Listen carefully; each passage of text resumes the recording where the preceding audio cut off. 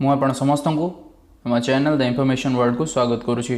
ବର୍ତ୍ତମାନ ପର୍ଯ୍ୟନ୍ତ ଯଦି ଆପଣ ଆମ ଚ୍ୟାନେଲକୁ ସବସ୍କ୍ରାଇବ୍ କରିନାହାନ୍ତି ସବସ୍କ୍ରାଇବ୍ କରିଦିଅନ୍ତୁ ଏବଂ ତା ସାଇଡ଼୍ରେ ଥିବା ବେଲ୍ ଆଇକନ୍ଟିକୁ ପ୍ରେସ୍ କରିଦିଅନ୍ତୁ, ଯାହାଫଳରେ କି ଆମର ନୂଆ ନୂଆ ଭିଡ଼ିଓ ଗୁଡ଼ିକ ଆସିଲେ ଆପଣଙ୍କ ପାଖରେ ଇଜିଲି ନୋଟିଫିକେସନ୍ ପହଞ୍ଚି ପାରିବ।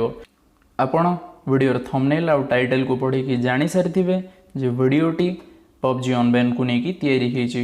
ତ ଆପଣମାନେ ଠିକ୍ ଭାବିଛନ୍ତି, ଭିଡ଼ିଓରେ ପବ୍ଜି ଅନବେନ୍ ବିଷୟରେ पूरा information दिज्व।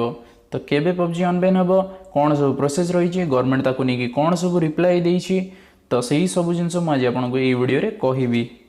PUBG India Ray Ban होबार मासरू मध्य अधिक समय हो सारी। तो या भितर पब्जी तार बहुत चेष्टा करिछि जे से इंडिया रे किपरि रिटर्न हो पार। गोटे रिपोर्ट रो जना पड़ी जदि आमे दुनियार सबू पब्जी खेलुवा लोक मानू हिसाब करवा तेबे दुनियार 25% रु अधिक पब्जी प्लेयर केवल इंडिया ही थिले। तो एते बड़ ट्राफिक हरैबा पर पब्जी को बहुत क्षति सहवाक पड़ी। से पब्जी वर्तमान इंडिया रे पशिबे तार जोरसोर प्रयास आरंभ कर सारी। किछि दिन तले न्यूज शुणा मिलूला जे पब्जी जियो सहित कथबार्ता तार आरंभ कर सारी। आ जियो सहित से किपरि इंडियन मार्केट रे एंट्री करें से तार प्रोसेस आरंभ कर सारी। किंतु वर्तमान पर्यंत बहुत डेरी हो सारे ता विषय कौन सी न्यूज शुणा मिलेनि। वर्तमान गोटे नुआ न्यूज शुणा मिलूँ जे पब्जी एयरटेल सहित कथबार्ता होगा आरंभ कर सारी। किपर से इंडियन मार्केट को एंट्री कर सहित एयरटेल सहित से कथबार्ता हो। वर्तमान आ गोटे इंटरेस्टिंग न्यूज शुणा मिलूँ जे वर्तमान पब्जी चाइनीज कंपनी टेंसेंट टू अलग हो सारी।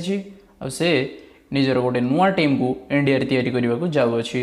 से इंडिया किसी लोक इंटरव्यू ने आरंभ कर सारी। आउ तार डिस्ट्रीब्यूशन रो सबू दायित्व एयरटेल को देवार शुणा जाउछि।